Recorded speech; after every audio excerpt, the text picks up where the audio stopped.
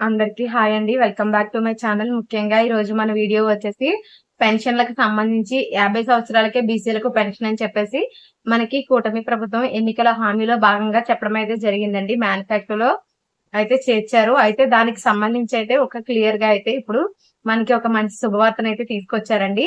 అయితే బీసీలకు 50 సంవత్సరాలకే పెన్షన్ అని చెప్పారు కదా, వాళ్ళంతా కూడా ఇప్పుడు అప్లై చేసుకోవడానికి అవకాశాన్ని అయితే కల్పిస్తున్నారు. వాళ్ళంతా కూడా అలర్ట్ గా ఉండి అప్లై అయితే చేసుకోవచ్చు. ఆల్రెడీ ఎస్సీలకి ఉంది అంటే చాలా మంది నాకు లాస్ట్ టైం కామెంట్ చేశారండి. ఎస్సీలకు 50 సంవత్సరాలకి లేదు అని, కానీ ఉంది. చర్మకారుల పెన్షన్ అని ఉంటుందండి ఎస్సీలకి. అది వృత్తిపరంగా పెట్టుకోవచ్చు మాట. ఆ వృత్తి చేసే వారికి ఖచ్చితంగా అయితే పెన్షన్ ఇస్తారు. అవి చాలా ఊళ్ళల్లో అయితే ఉన్నాయి.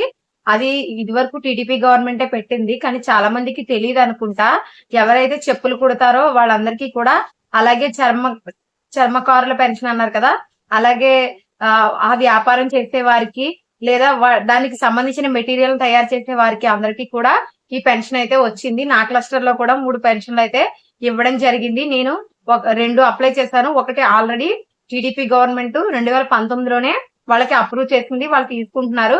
అయితే నేను వాలంటరీ అయ్యాక ఇంకొక ఇద్దరికి అయితే అప్లై చేశాను, వాళ్ళకి కూడా వచ్చింది. సో ఇప్పుడు బీసీలకి కూడా అవకాశాన్ని కల్పించారు. 90% అయితే మరి లేడీస్ కి జెంట్స్ కి అని లేదు, 50 సంవత్సరాలకనే చెప్పారు.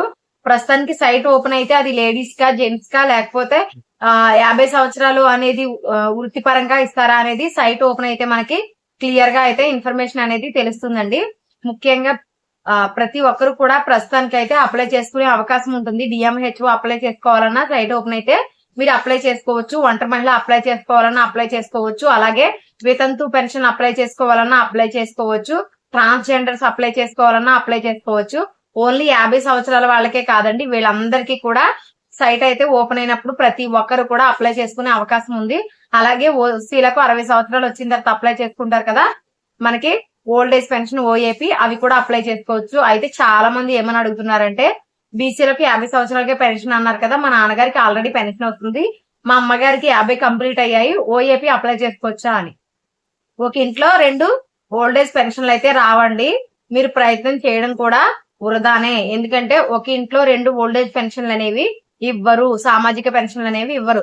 అదే మీ ఇంట్లో ఒకటి హ్యాండిక్యాప్డ్ పెన్షన్ అంటే సదరన్ సర్టిఫికేట్ ద్వారా పొందేది అయితే గనక, డిజేబుల్డ్ పెన్షన్ అయితే గనక, లేదా డిఎంహెచ్ఓ అయితే గనక మీకు ఓల్డ్ ఏజ్ పెన్షన్ అనేది ఇంకోటి శాంక్షన్ అవుతుంది. 2 డిఎంహెచ్ఓలు ఇస్తారు, 2 మనకి డిజేబిలిటీ ఇస్తారు, 4 డిజేబిలిటీ ఇస్తారు ఒకే ఇంట్లో.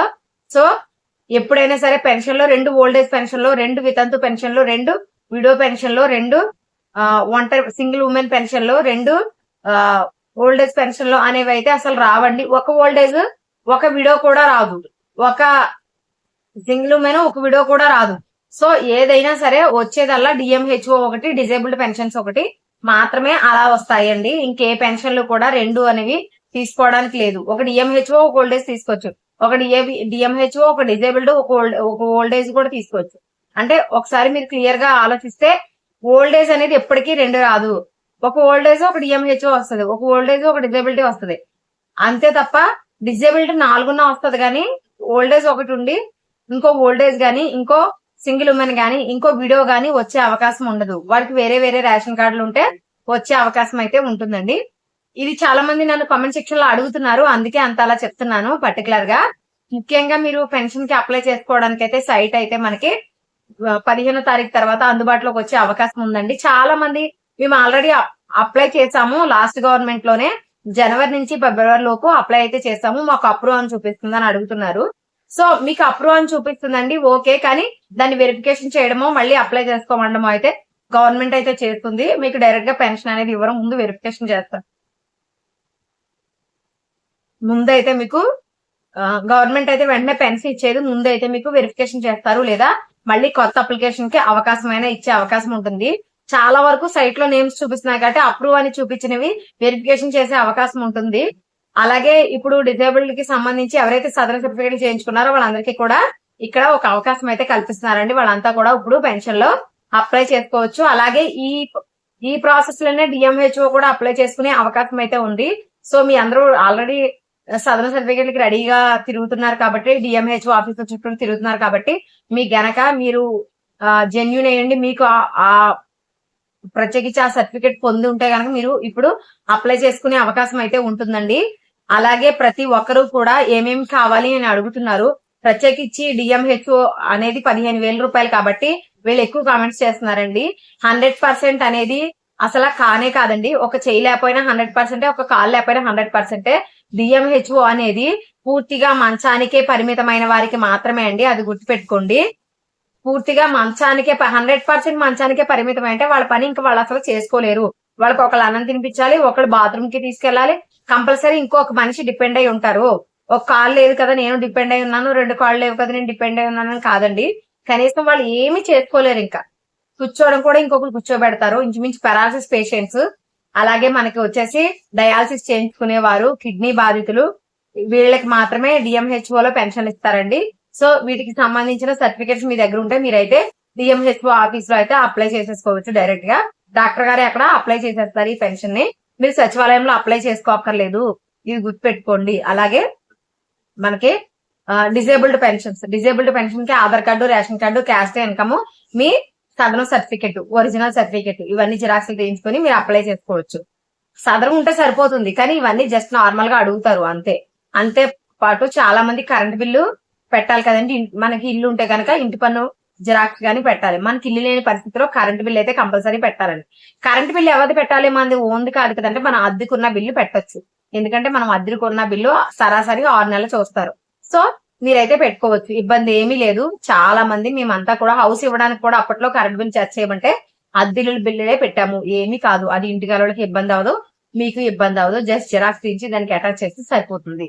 ఇది అక్కడ రెంటెడ్ హౌసా లేకపోతే ఓన్ హౌసా అని అడిగినప్పుడు రెంటెడ్ అని రాస్తే సరిపోతుంది. అంతకు మించి మీరు ఇంకా టెన్షన్ పడాల్సిన అవసరమే లేదు. అలాగే ఓల్డ్ ఏజ్ పెన్షన్స్ మీకు ఇందులో కావాల్సిందని ముఖ్యంగా ఆధార్ అప్డేట్ హిస్టరీ కావాలి. అలాగే మీ క్యాస్ట్ ఇన్కమ్ కావాలి.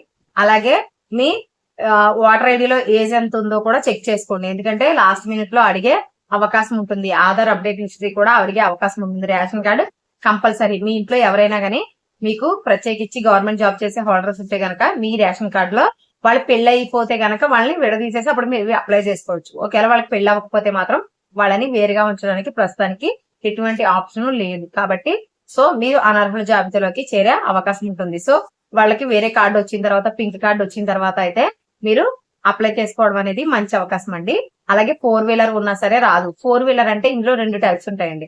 ముఖ్యంగా 4 వీలర్ అనేది ఏంటంటే 4 వీలర్ అనేది చాలా మంది డ్రైవర్స్ ఉంటారు, అది లెక్కలోకి రాదు. వాళ్ళకి ఎల్లో బోర్డు ఉంటుంది. ఎల్లో బోర్డు ఉన్న ప్రతి ఒక్కరికి కూడా గవర్నమెంట్ దృష్టిలో వాళ్ళు జీవనాధారం కోసం చేయించుకున్నది. అదే మీకు వైట్ బోర్డు అంటే మీరు పర్సనల్ గా కొనుక్కున్నట్టు. సో వీళ్ళందరికీ కూడా పెన్షన్ అనేది రాదు. పెన్షన్ అనే కాదండి, 4 వీలర్ ఉంటే ఏదైనా సరే పథకం అనేది రాదు. ఎల్లో బోర్డు ఉన్న 4 వీలర్ అయితే కంపల్సరీ వస్తుంది. ఇది మెయిన్ రీజన్. అలాగే మనకి విడో పెన్షన్ మీకు ఉండవలసింది Aadhaar, ration card, caste income, death certificate. ఈ 5 ఉంటే మీ పని అయిపోతుంది. కానీ ఆధార్ అప్డేట్ హిస్టరీ అనేది కంపల్సరీ ఉండాలండి, ప్రతి ఒక్కరికి అడుగుతున్నారు ఇప్పుడు. అలాగే మీ సింగిల్ ఉమెన్ పెన్షన్ అంటే చాలా మంది ఇక్కడే ఇబ్బంది పడుతున్నారండి. సింగిల్ ఉమెన్ పెన్షన్ అనే దానికి ఇప్పుడు 50 సంవత్సరాలు పెట్టారు. సో మీకైతే సింగిల్ ఉమెన్ అయ్యండి మీరు 50 సంవత్సరాలు వచ్చుంటే గనక మీరు అప్లికేషన్ తీసుకున్న తర్వాత దాని మీద ధృవీకరణ కోసం విఆర్ఓ గారు, అలాగే అడ్మిన్ గారు, అలాగే ఎంఆర్ఓ గారి సంతకం అయితే కంపల్సరీ అండి. వీళ్ళు ముగ్గురు కూడా సైన్ చేస్తే మీకు సింగిల్ ఉమెన్ పెన్షన్ అనేది అప్రూవ్ అవుతుంది. సింగిల్ ఉమెన్ పెన్షన్ కి చాలా మందికి ఉన్న డౌట్ అయితే అదే, ఎందుకు రాదు, ఏం పెట్టాలి అనేది తెలియకే పెట్టలేకపోతున్నారు. చాలా మంది వాలంటీర్స్ కూడా సింగిల్ ఉమెన్ కి సంబంధించి తెలీదు. అదే మెయిన్ రీజన్ వచ్చేసి సంతకం పెట్టాల్సింది మనకి. ఆయన పెట్టిన తర్వాత మీ caste income, ration card, Aadhaar card update history ఈ 5 పెడితే మీకు పెన్షన్ అయితే వచ్చేస్తుంది. వాళ్ళ సంతకాలు పెడితే మీకు అప్రూవ్ అయిపోయినట్టే 90%. అవి ఎప్పుడైతే ఆన్లైన్ చేస్తారో మీకు అప్రూవ్ అయిపోతుంది. కానీ అందరికీ కూడా కరెంట్ బిల్ అనేది కామన్, అది గుర్తుపెట్టుకోండి. కరెంట్ బిల్ జిరాక్స్ అనేది అందరికీ కూడా కామన్. ఇలా ఇంకా మీరు ఒకేలా చర్మకారులు పెన్షన్ పెట్టుకోవాలంటే ఆ సంఘానికి సంబంధించి ఒక సర్టిఫికేట్ ఇస్తారండి. అవి ఒక 3-4 పేజీలు ఉంటుంది. ఈ సంఘంలో సభ్యుడినే ఇది చేస్తున్నాడని చెప్పేసి అలా తెచ్చుకోవాలి. లేదు అనుకుంటే మీరు అందులో రిజిస్టర్ అయి ఉంటారు కదా ఆల్రెడీ, అక్కడ ఒక సంఘం ఉంటుంది చర్మకారులకు సంబంధించి. చెప్పులు కుట్ట అసోసియేషన్ అనో, చెప్పులు కుట్టేవారనో ఏదో ఒక అసోసియేషన్ ఉంటుంది. అలాగే చేనేత కార్మికులకు కూడా ఒక అసోసియేషన్ ఉంటుంది. అందులోంచి తెచ్చుకునే సర్టిఫికేట్ ద్వారా అయితే మీరు అప్లై అయితే చేసుకోవచ్చండి. 17 రకాల 18 రకాలు ఉన్నాయి కదా, అన్ని రకాల పెన్షన్లకి కూడా సంబంధిత అసోసియేషన్ లో ఒక సర్టిఫికేట్ ఇస్తారు. ఈయన మెంబరు, ఈయన కళ్ళు గీత కార్మికుడు, ఆయన కళ్ళు తీసే వ్యక్తి కాదనుకో ఆయన అసోసియేషన్ లో ఉండడు. సో అక్కడి నుంచి మనకి సర్టిఫికేట్ అనేది రాదు. సో ఇలా ప్రతి ఒక్కరు కూడా వాళ్ళ పెన్షన్ తీసుకోవడానికి ఈ సర్టిఫికేట్స్ అయితే ఉపయోగపడతాయండి. అలాగే మెయిన్ గా వచ్చేసి ట్రాన్స్జెండర్ వాళ్ళకి కూడా ఖచ్చితంగా ట్రాన్స్జెండర్ సర్టిఫికేట్ ఉండాలి. ఎయిడ్స్ పేషెంట్స్ కి కూడా ఎయిడ్స్ ధృవీకరణ పత్రం ఉండాలి. అలాగే వాళ్ళు ఎన్రోల్ చేయించుకోవాలి. ఇప్పుడు మా జిల్లాకైతే ఏలూరులో చేయించుకోవాలి. అలా డిఎంహెచ్ఓ ఆఫీసర్ దగ్గర కూడా ఈ అప్లికేషన్ అయితే వెళ్ళాలి. అక్కడి నుంచి ఆన్లైన్ చేస్తే మీకు ఈజీగా పెన్షన్ అనేది వస్తుంది. మీరేమీ టెన్షన్ అయితే పడక్కర్లేదు. డిఎంహెచ్ఓ కూడా చెప్పేశానండి. ఇలా అయితే మీరు ఈజీగా అప్లై, డిఎంహెచ్ఓ అనేది మాత్రం మీరు డిఎంహెచ్ఓ ఆఫీస్ లో మాత్రమే ఆన్లైన్ చేసేస్తారు డైరెక్ట్ గా. మీకు నిజంగా ఒరిజినల్ గా అన్ని ఉండుంటే అక్కడి నుంచే మీకు పెన్షన్ అనేది వచ్చేస్తుంది. సో డిఎంహెచ్ఓ ఆఫీస్కి వెళ్ళి అక్కడ మీరు అన్ని టెస్ట్లు చేయించుకొని మీరు కరెక్ట్ గా అదే వాళ్ళు చెప్పిన అన్ని కండిషన్స్ కి మీ హెల్త్ అలాగే ఉండుంటే గనక, అదే మీ ఇంట్లో వ్యక్తికి ఇంచుమించు ఈ డిఎంహెచ్ఓ తీసుకునే వాళ్ళు వాళ్ళు వెళ్ళలేని పరిస్థితిలోనే ఉంటారు. వాళ్ళ ఫ్యామిలీ మెంబర్సే తీసుకెళ్లాల్సిన పరిస్థితిలో ఉంటారు. కాబట్టి అక్కడికి వెళ్ళిన తర్వాత వాళ్ళు టెస్టులు చేసి సంబంధిత పత్రాలు ఇంకా ఏం కావాలో రేషన్ కార్డు, ఆధార్ కార్డు ఇలాంటివన్నీ కూడా వాళ్ళు తీసుకురమ్మని చెప్పి వాళ్ళే డైరెక్ట్ గా ఆన్లైన్ అయితే చేసేస్తారు. సో మనకి ఇంకొక 10 days లో అయితే సైట్ అయితే అందుబాటులోకి వచ్చేస్తుంది. ప్రతి ఒక్కరు కూడా రెడీగా అయితే ఉండండి. Thanks for watching. బై.